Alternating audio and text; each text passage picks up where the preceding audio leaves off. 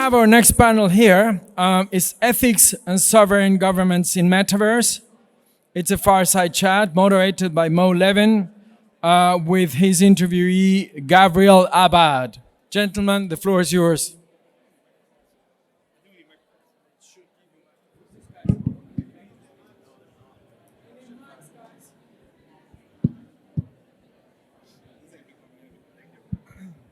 Testing, testing. We are hot. Well, welcome to the Meta Week Fireside Chat. Testing, testing. Welcome to the Meta Week Fireside Chat, talking about ethics and government. If you'd like to introduce yourself a little bit. Hello, I'm Gabriel Abed, currently serving as Ambassador of Barbados to the United Arab Emirates. But I do have a very broad history in the cryptocurrency and blockchain arena. And more specifically, in my capacity as an ambassador, we have been making some moves in the Metaverse. So the relevance of today's discussion is based off of the knowledge and the context of that new movement that we're doing there. Well, what do you mean about, what sort of moves in particular have you been making in the Metaverse? So Barbados has recently become the first nation in the world to acknowledge Metaverse real estate by not just adopting the notion of recognizing it, but also moving in a direction to establish an embassy in the Metaverse. So the first part is recognizing Metaverse land ownership. And so as a Barbadian, you can purchase land and it's recognized as, you have a title deed?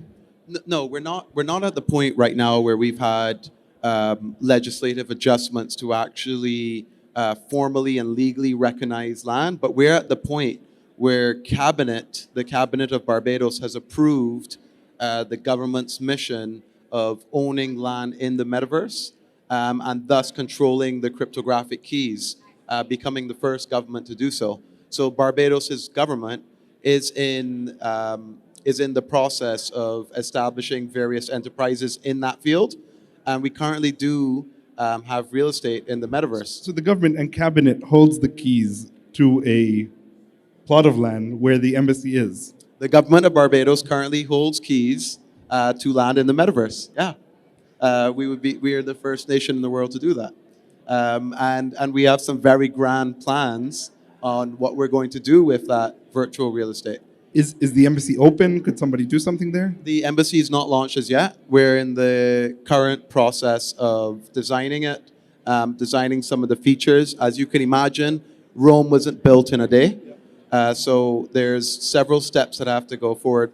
The first thing that we would introduce in the coming months is the Metaverse building, the embassy building, the design, the look, the feel.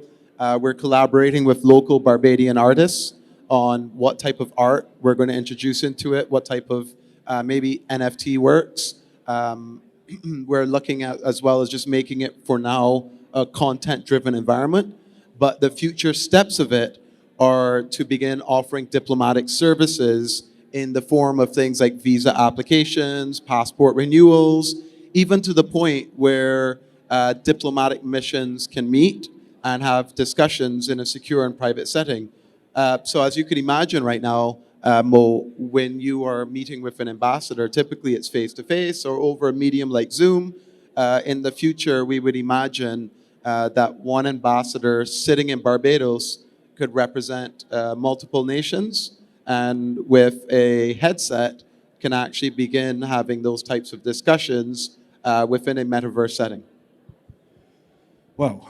In the first instance, you're encouraging a lot of local artists and local community to be a part of that. What are the sort of ripple-on effects for just the local community to get involved in that, and how much education is needed? Interesting question, because we as a nation are pretty au fait with technologies, but we've missed a lot of the buses that have passed us, specifically the internet age, e-commerce. Those types of activities have come, foreign nations have dominated in them, and we are now utilizing those products like Facebook, Instagram, Google. These are products that could have very well have been created by a Barbadian.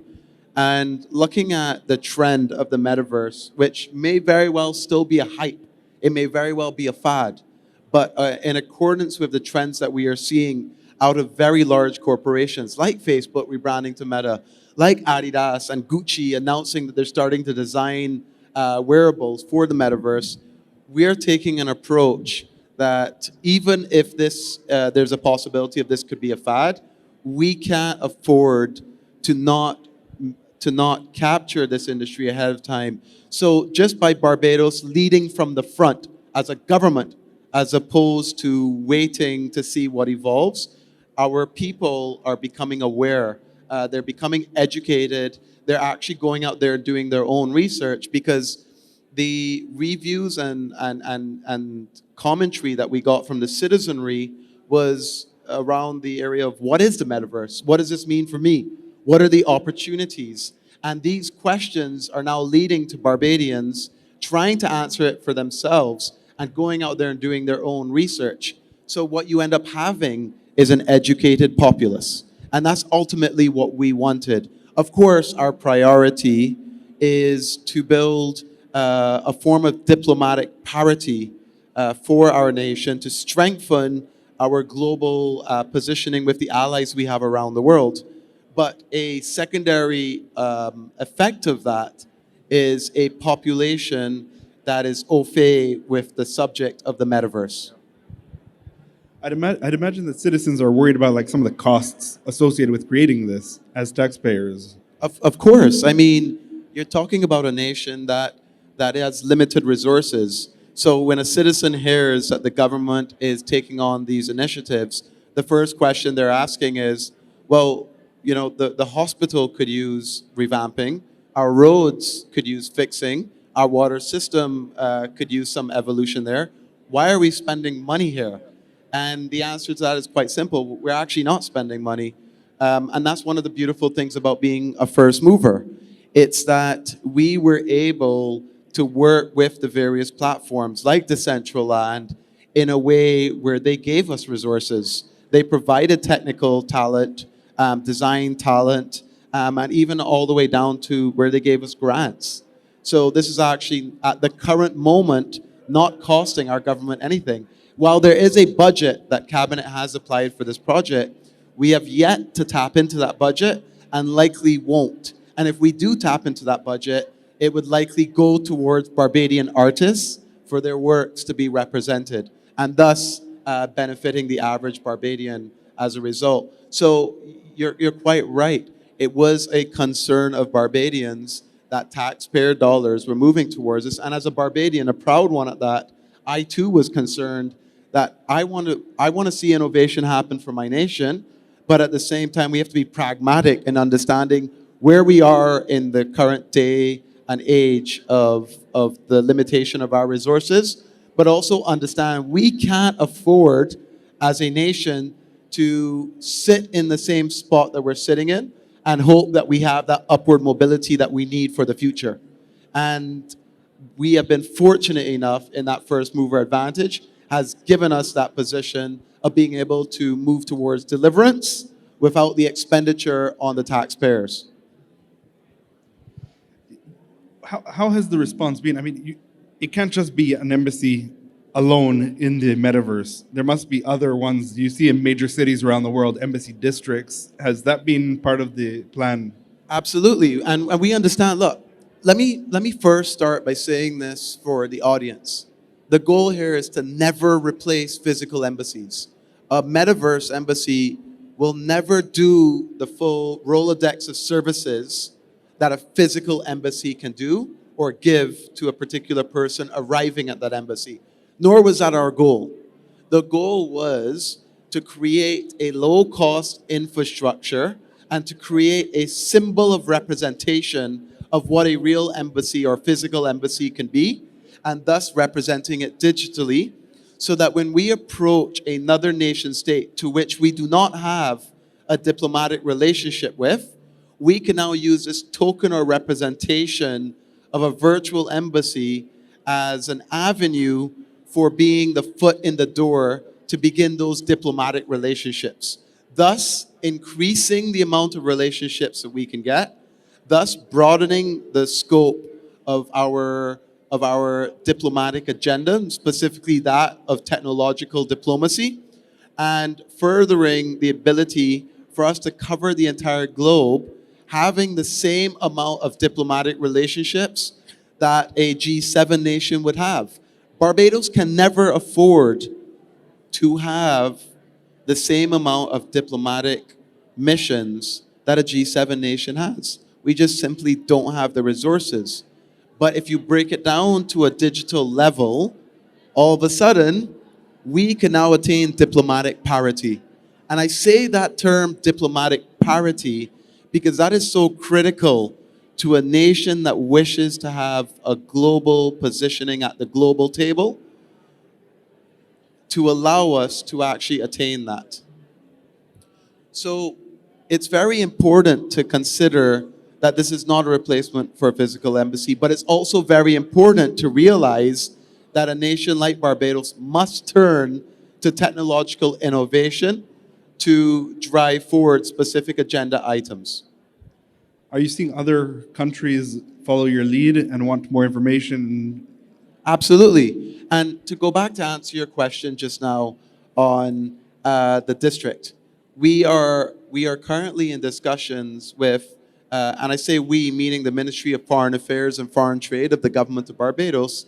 We have canvassed the other government agencies, whether it's tourism and what their needs and desires would be in the metaverse. And that could be, we have a yearly carnival, and that could be a digital carnival, maybe representing our digital choreography, our music, our arts and our crafts, the Natural Cultural Foundation in representing our culture in this new environment. How could we represent the historical relevance of Barbados in this way? How could we represent our investments? We have this beautiful bay called Carlisle Bay. How could we represent that to the future investor? So it's encompassing all of the services that the government of Barbados would have to offer within an area that goes beyond just diplomatic services, which is a form of commercial diplomacy. And we're currently embarking on that. Furthering to that, we've been approached by several partners, or potential partners rather, on ideas that they have on how a nation state could work with a private or multilateral organization to attain some specific goal. And while I won't say what those goals are now, I would comfortably say that this goes beyond the embassy. And I think one of our government representatives said this perfectly in the interview. This is a lookout post for the government of Barbados on where the future of our nation needs to go. And we are establishing that post and setting our stake in the ground to prepare our nation for that future. In terms of other nations, we've been approached by several who are interested in embarking on that mission of, hey, Barbados, you have a plot of land in the metaverse that you're establishing your embassy on. We are going to establish our embassy on a plot of land. Will you establish an embassy on our land, and vice versa? Can we establish on yours? And that is the start of how you get to that diplomatic parity. That is the start of a new type of friendship, a new type or formation of allyship that we are expecting to see.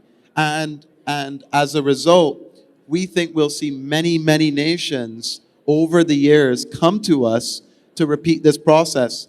And our stance as a nation that's leading this discussion is, in a form of technological diplomacy, we wish to offer you the processes, the procedures, the technology, and the know-how in doing this.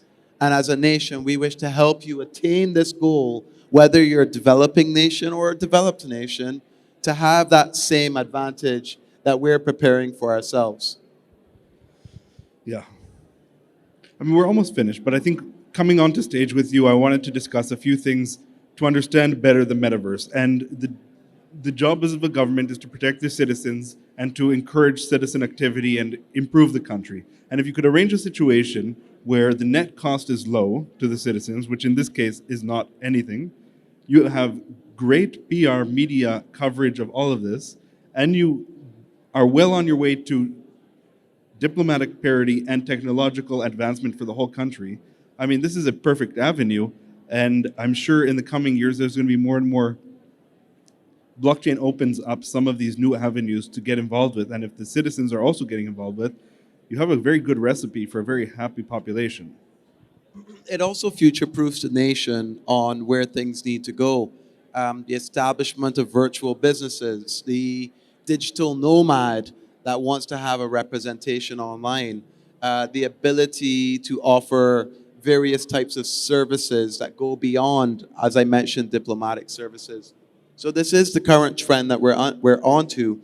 And then I think it's very important to note that as a leader in this space, we also get to be the trendsetter, and we get to set the standards, which move into the topic of the ethics and the governance around it.